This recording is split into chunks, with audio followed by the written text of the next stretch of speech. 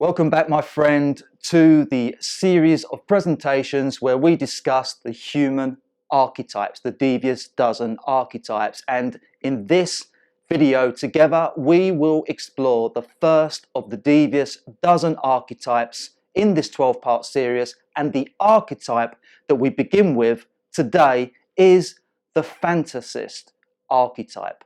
Who is the Fantasist archetype? The Fantasist archetype is our strong desire for pleasure, indulgence, and reverie. The super highway drive that we have for the experiences that are stimulating and satisfying, where instant gratification is the superpower of this particular archetype, whereby the fantasist lives by the motto of arouse me and I'm yours.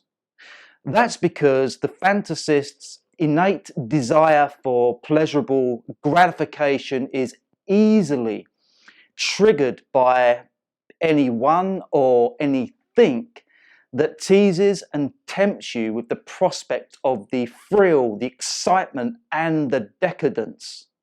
So when are you being the fantasist archetype? Well, the fantasist archetype is the part of self that imagines the things that you desire. You are being the fantasist when you are having vivid imaginations coupled to strong yearnings for something that you have imagined will bring you ultimate pleasure and relief, where you are lost within a pleasurable fantasy. So when are you being triggered by the fantasist archetype? Well, you typically start to fantasize about the things that you desire when your reality has become undesirable. Whenever you find yourself in a place of feeling unhappy and life has become too mundane, boring, uneventful, unappealing, and discomforting, inside your mind, you'll start to fantasize of the things that will bring you pleasure and relief. The fantasy has become a way of escaping reality. When things are dull and lackluster out there, you can retreat back into the fantasy land in here. And if you find yourself fantasizing often, then you have found yourself in circumstances out there that does not match, does not appease, does not excite you enough so that you would prefer to explore and enjoy the present moment of actual reality. And it's important that we distinguish between real and unreal fantasies. Fantasies can be reality-based or non-reality-based. Reality-based fantasies are when we fantasize about things that we could obtain in the real world. Reality-based fantasies are probable, highly likely, and where you do sometimes take action to indulge with a real-life experience that acts out the fantasy.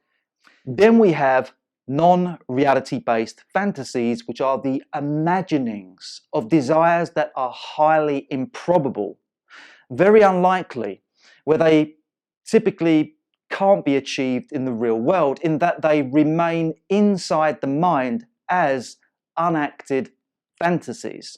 But fundamentally, ultimately, until proven in the real world, until acted out in the real world, all fantasies are delusional imaginations. Delusional in that we have constructed an imagined scenario inside the mind.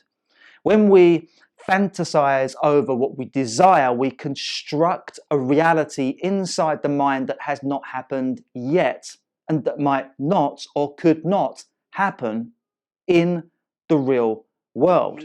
Because until what we have imagined does take place out there in the real world, that fantasy is nothing more than a delusion, a figment of the imagination, an unverified belief, a false impression, where the fantasy has minimal to zero foundations in the facts of reality. So what does this mean? And what are the implications of ruminating with delusional fantasies?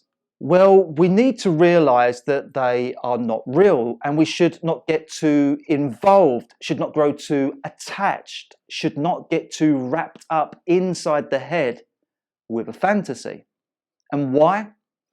Because otherwise we can end up living with this psychological lifestyle paradox, whereby we have these fantasies inside the mind that are completely unfounded, absurd, and contradictory to the actual reality of our life. And this paradox, this juxtapose, can be met with frustration, disappointment, and suffering if what we fantasize about and desire does not match the way we live, and it's something that we can't achieve.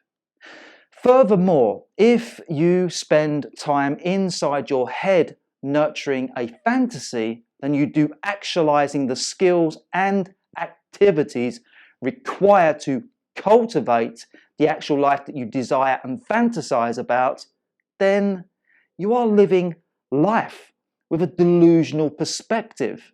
So the takeaway from what I just said is that we must not grow too attached to our fantasies. We must question the validity of our fantasies. We must realize that without actions taken and results accrued in the real world, our fantasies remain as nothing more than imaginations.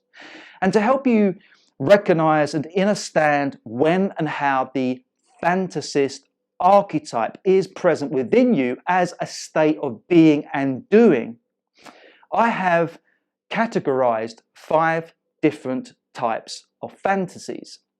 The 5 different fantasies are fantasy ideals, pleasure-based fantasies, sexual fantasies, speculative fantasies, and non-reality based fantasies. So let's begin with ideals about relationships. We all idealize over the exact type of relationship that we would like to have.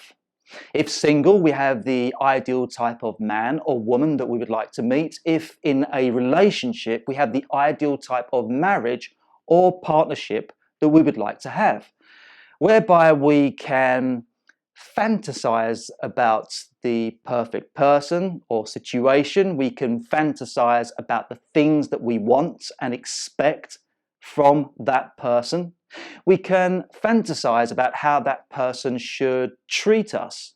We can fantasize about how good that relationship should be, and we can fantasize about all of the good stuff about the relationship without the bad stuff. And here is the most important part that you must pay attention to. Even though we may fantasize within about an imagined ideal of what we want from a relationship, that does not necessarily mean that it is appropriate, fair, or that it will even happen. And when we have cultivated the ideal fantasy of a relationship, we can then make the big mistake of projecting that fantasy onto the relationship, which is to say that we overlay the objective and impersonal reality, the only thing that is real, true, actual, and factual, with the personal bias of our subjective fantasy. So rather than look at the relationship for what it actually is, we look at the relationship through the desires and expectations of our imagined fantasy. Now, in terms of a relationship, this can have a profoundly damaging effect. For example, if we have built this fantasy inside the mind of the perfect relationship, then we have built this expectation of how the relationship should be and how the other person should behave, which of course is not reality. It is an imagined expectation. And that imagined expectation that you have will clash with the actual reality of that relationship and person, which more often than not will lead to conflict, disappointment, and resentment from both sides. Because the truth of it is that most people in a relationship are having a relationship that is based upon the images that they have of each other inside their minds. The image inside the mind is the past experiences, the intimacy, the memory, the associations that by recollection bonds the two people, which is good when those images are positive and correlates with the actual reality of the relationship, whereby our thoughts, ideals, needs, and desires are actually realistically being met. Which is to say that we have found the most ideal relationship. And I say the most ideal because nothing is perfect, but things can be near perfect and perfected as good as possible. But the sad reality is that most people have unideal relationships because they have gone into the relationship with an imagined fantasy of ideals, expectations, and desires that are not being actualized and reciprocated by the other person, and so they find themselves in constant conflict, disappointment, and resentment with the other person. And that's why most people have to work at their relationship, which translated means to constantly try and reconcile their differences. And for others, that juggling and jostling of the opposing mind games, the reacting and accusing and judging and frowning, it kills the passion to a point that people will just cohabitate with each other because it is much easier to stay together than go their separate ways. So how do we get involved with someone that is not right for us? Surely there would be red flags that signal this is the wrong person for me. Well, it is the delusion of the fantasy that we project onto someone that makes us blindsided or dismissive of any suspect, offensive and inappropriate behaviours from the other person.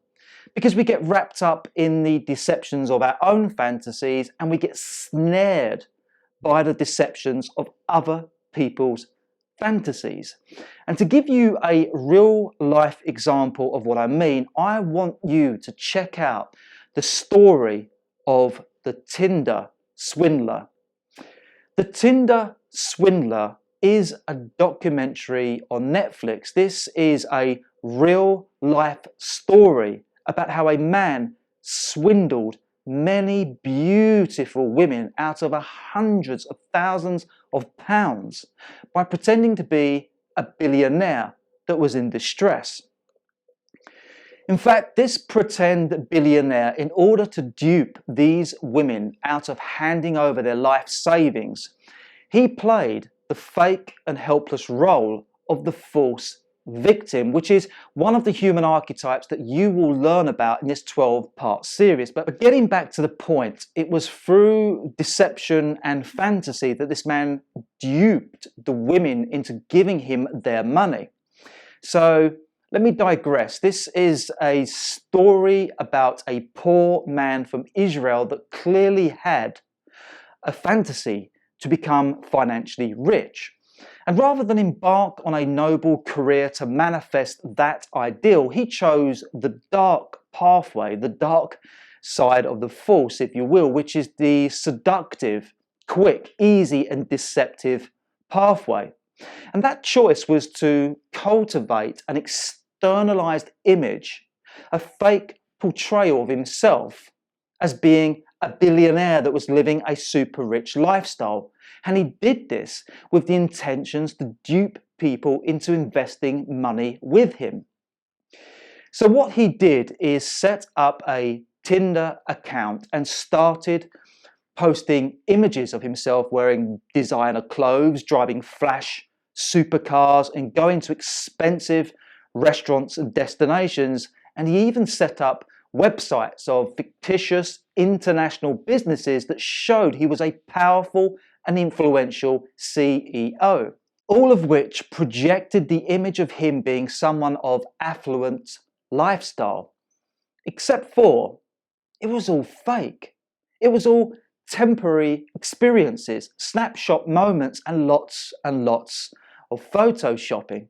And albeit he was faking the portrayal of a billionaire, he was deceptively living out a pretend version of his fantasy. Now, the women that got involved with and duped by this man, they were clearly impressed by his Tinder profile. They were obviously attracted to his wealthy lifestyle. They could see he was a man of taste, extravagance, and success. And if you watch the documentary, in one of the segments of that documentary, a woman that was duped by this fraudster explained to the interviewer that since she was a little child, she always had this fantasy, this ideal of finding her Prince Charming, that she had watched all of the Disney movies that portrayed the fantasy of a white knight that was going to whisk her off to that special life. And clearly, in search for a man, she was projecting that fantasy outwards, whereby her imagined ideal of the perfect relationship was her filter and decision-making process to establish whether or not a man was right for her, whereby she filtered out anyone or anything that did not match the ideal relationship fantasy that she had nurtured since she was a child. And when she come across the Tinder swindler's profile, the image that the man projected on his profile matched the fantasized image that was inside her head. So the woman and the fake billionaire began dating, whereby the fake billionaire introduced the woman to his lavish lifestyle and carried himself as being the perfect man, the same perfect man that she had idolized since she was a child. And those experiences that she had with the man affirmed her fantasy, and so she fell in love with him. Then the fake billionaire faked a situation where he pretended to be the victim of some tragic events whereby a terrorist organization were demanding huge sums of money from him. And so the fake billionaire had to go on the run and remain in hiding, incognito, to remain safe and secure.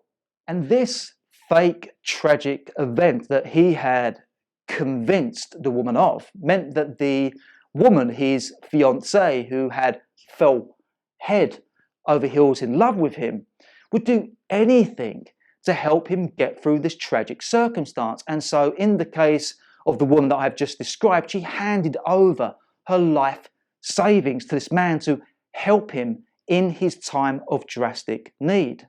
And this fake tragic event is how the Tinder swindler duped money from various women.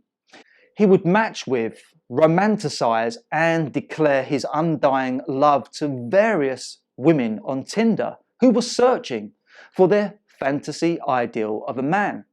He would then fake the same tragic events and pretend that he was hiding and on the run, that he couldn't use his bank cards because they were traceable, which meant that the terrorists could locate him. And so he would ask the women to send him money across to fund his living expenses whilst he was on the run. And it would start with a few £1,000s here and there, small amounts, and then become requests for tens of thousands of pounds, which he needed to safeguard his life. And here is the clever part about this sting. He would use the money received from one woman to fund the dating expenses of another woman that he had also met on the Tinder app. where he was reusing the same deception, the same fake cover story and fake tragic event to swindle money from them.